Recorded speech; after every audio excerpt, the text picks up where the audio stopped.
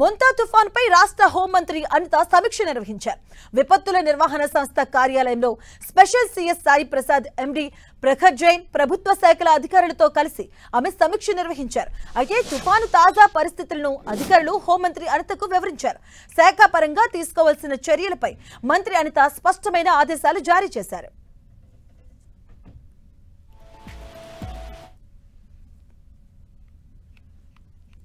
మొంతా తుఫాను హెచ్చరికలతో ప్రభుత్వం తీసుకుంటున్న చర్యల గురించి మరింత సమాచారం మా ప్రతినిధి రవిచంద్ అందిస్తారు.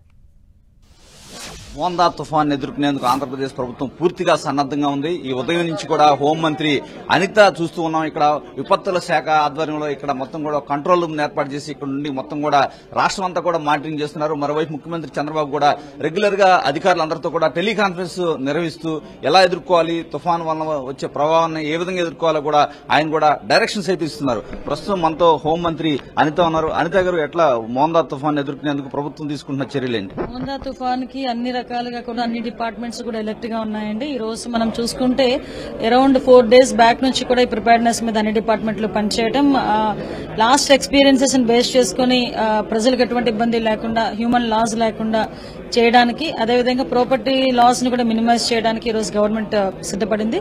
సో మేమేంటంటే ఎన్డీఆర్ఎఫ్ టీమ్స్, ఎస్డీఆర్ఎఫ్ టీమ్స్, అదేవిధంగా ఫైర్ డిపార్ట్మెంట్, పోలీస్ డిపార్ట్మెంట్ అందరూ కూడా ఎలర్ట్ గా ఉన్నారు. ఎక్కడ కూడా ప్రజలకు ఎటువంటి ఇబ్బంది లేకుండా చూసుకునే బాధ్యత తీసుకున్నాం. ఈవెన్ దో మొబైల్ కనెక్షన్స్ కూడా దెబ్బతిన్నా కూడా త్రూ శాటిలైట్ ఫోన్స్ ద్వారా అక్కడ నుంచి ఇన్ఫర్మేషన్ తెచ్చుకోవడానికి బిఫోర్ గానే ఏ ఏరియాస్ లో అయితే మనకు ఎఫెక్ట్ అవుతాయో ఆ ఏరియాస్ కి ముందే శాటిలైట్ ఫోన్స్ ను కూడా అక్కడ పంపించే ఏర్పాటు కూడా చేస్తున్నాం. ఈ శాటిలైట్ ఫోన్స్ ఎలా యూజ్ చేయాలి ఏంటనేది కూడా ఒక డిమో ఇస్తారు. నెక్స్ట్ ఎలక్ట్రికల్ వాళ్ళు కూడా ప్రజలు ఎలా అప్రమత్తం అవ్వాలి, ఒకవేళ వైర్లు తెగిపడినా ఏం చేసినా వాళ్ళు ఇమీడియట్ గా ఏం చర్యలు తీసుకోవాలి, అవన్నీ కూడా వాళ్ళు కూడా ఒక వీడియో బైట్ చేసి వాళ్ళు పంపించే ఏర్పాటు కూడా చేస్తున్నారు. ప్రజలను అప్రమత్తం చేశాం. డిపార్ట్మెంట్ వాళ్ళందరూ కూడా అలర్ట్ గా ఉన్నారు. గౌరవ సీఎం గారు ఎవ్రీ మినిట్ మానిటర్ చేసుకుంటున్నారు. సో ఎటువంటి సిచ్యువేషన్ అయినా ఎదుర్కోవడానికి ఈ రోజు రాష్ట్ర ప్రభుత్వం సిద్ధంగా ఉంది.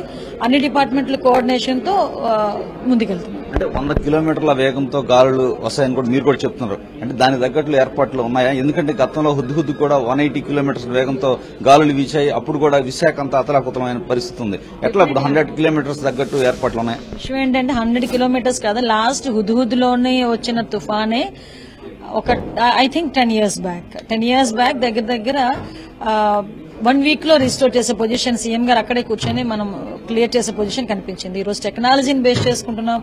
ఈ రోజు ప్రతి ఒక్క ఆఫీసర్ని కూడా అలర్ట్ చేస్తున్నాం.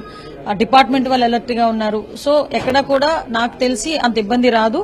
ముందుగానే ఇప్పుడు మీరు ఏదైతే విండ్ పొజిషన్ ఎక్కడెక్కడ మనకి ఇబ్బంది అవుతుంది, చెట్లు పడిపోతాయి, కరెంట్ పోల్స్ పడిపోతాయి, హోర్డింగ్స్ పడతాయి. అలాంటి సిచ్యువేషన్స్ ని ముందే మేము ప్రికాషనరీగానే మేము ఐడెంటిఫై చేసుకున్నాం. ఆ హోర్డింగ్స్ అన్నింటినీ కూడా తొలగించే ఏర్పాటు కూడా చేసుకుంటున్నాం. ఇంకా ఈ కరెంట్ పోల్స్ ఎక్కడైనా పడిపోయినా ఇమీడియట్ గా రిస్టోర్ చేయడానికి ఆ హాట్ స్పాట్స్ ఎక్కడైతే ఉన్నాయి, ప్రాబ్లమ్ మేజర్ స్పాట్స్ ఎక్కడైతే ఉన్నాయో అక్కడికి ముందే డిప్లాయ్ చేసుకుంటున్నాం. సో ఇబ్బంది లేదు. ముందు తుఫాన్ అంటే ఏదో ఒక ప్రాంతానికే పరిమితమైంది, కానీ మొదటిసారి ఉత్తరాంధ్ర నుంచి చూసుకుంటే రాయలసీమ వరకు కూడా ఎఫెక్ట్ కనిపిస్తుంది. ఎట్లా దానికి తగ్గట్టు ఎటువంటి చర్యలు? థింగ్ అండి, మీకు నేను మళ్ళీ చెప్తున్నా, అక్కడ ఉన్నది సిబిఎన్ గారు. సో ఆయన పర్యవేక్షణలో 1 week బ్యాక్ నుంచి సార్ కూడా మమ్మల్ని మానిటర్ చేస్తున్నారు, మమ్మల్ని వెనకాతల నుంచి ప్రిపేర్ చేస్తున్నారు అని అంటేనే మీకు అర్థమై ఉంటుంది. చిన్న ఇష్యూని అంటే ఇది చిన్నది దీన్ని వదిలేద్దాం అన్నది కాకుండా మైన్యూర్ ఇష్యూస్ ని కూడా ఈ రోజు మేము టేకప్ చేసుకుంటున్నాం.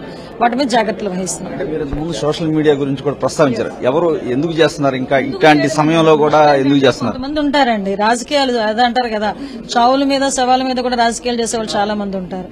ఉన్న సిచ్యువేషన్ ని అందరం కూడా అందులో ఎఫెక్ట్ అవుతాం అనుకునేటప్పుడు పానిక్ ని సృష్టించాల్సిన అవసరం లేదు. అరే నీకేదైనా ఛాన్స్ ఉంటే సాయం చేయాలి, అంతే తప్పించి సోషల్ మీడియా వేదికలుగా ప్రజలను అప్రమత్తం చేయాల్సింది పోయి ప్రజల్ని పానిక్ చేసే సిచ్యువేషన్స్ ని క్రియేట్ చేసి అనవసరంగా ఇబ్బందులు గురి చేసే చాలా హ్యాండిల్స్ ని మేము ఐడెంటిఫై చేశామండి. వాళ్ళందరికీ కూడా నోటీసులు సర్వ్ చేస్తాం. వాళ్ళందరి మీద కూడా చర్యలు ఉంటాయి. ఓకే, థ్యాంక్ యూ అండి. హోంమంత్రి అనిత చాలా స్పష్టంగా చెప్తున్నారు. ఎందుకంటే మొదటిసారి ఒక తుఫాను వచ్చిన తర్వాత చర్యలు తీసుకోవడం ప్రభుత్వాన్ని చూసాం, కానీ తుఫాన్ ఏ విధంగా ఎదుర్కోవాలి, తుఫాన్ వల్ల ఎదురయ్యే సమస్యలు ఏంటో తెలుసుకుని ఇవన్నీ కూడా చివరికి చూస్తే కనుక ఏదో శాటిలైట్ ఫోన్లు కూడా అరేంజ్ చేసే పరిస్థితి మనకి కనిపిస్తుంది. అదేవిధంగా సోషల్ మీడియా ద్వారా ప్రజల్ని ప్యానిక్ క్రియేట్ చేసే హ్యాండిల్స్ ను కూడా గుర్తించే వారిపై చర్యలు తీసుకుంటామని కూడా చెప్తున్నారు. ఏదైనా ఇక్కడ డిజాస్టర్ మేనేజ్మెంట్ లో ఒక హై లెవెల్లో అయితే అందరూ కూడా కంట్రోల్ రూమ్ ఏర్పాటు చేసి ఈ 4 రోజులు ఇక్కడే ఉండి మానిటరింగ్ చేసే విధంగా కూడా ప్రభుత్వం అయితే చర్యలు తీసుకుంటుంది. కెమెరా పర్సన్ గౌతమ్తో రవిచంద్, 10 టీవీ, అమరావతి.